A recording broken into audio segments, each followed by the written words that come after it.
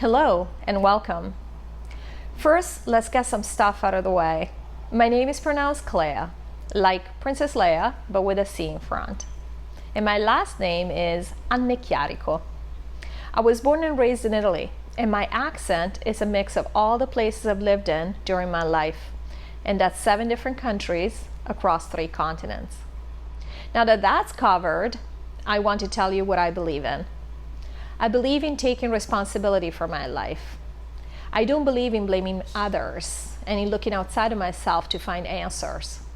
We all know that bad things happen. However, I believe we can control a lot more things than we sometimes give ourselves credit for.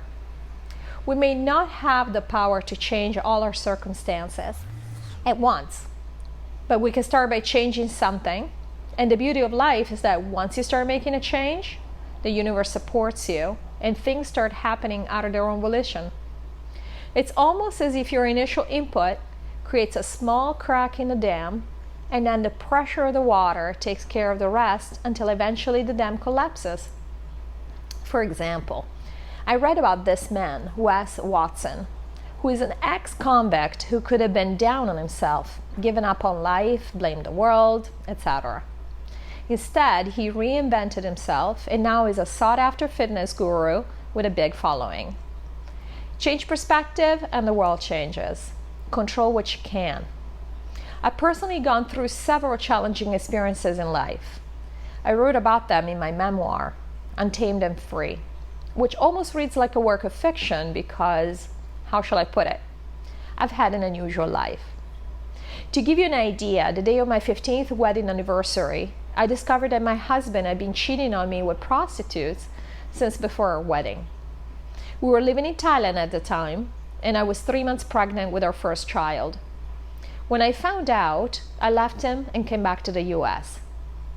Once I got here, I fell in love with a narcissist and found out I had cancer the day after having my baby. And there is more, but the point of all of this is that I found myself in a place where my life was falling apart in every possible way. From my health to my finances, my relationship, you name it. All I had done, all the sacrifices I had made, thinking I was doing the right thing, were in vain, and I lost everything, including myself and my identity. I am stubborn, and I could have kept on pushing along the wrong path, but I finally had to contend with the fact that I had built a house on sand because of my limiting beliefs. All the shoulds I had imposed on myself, the way I thought I had to be. I thought I had to be perfect to have value.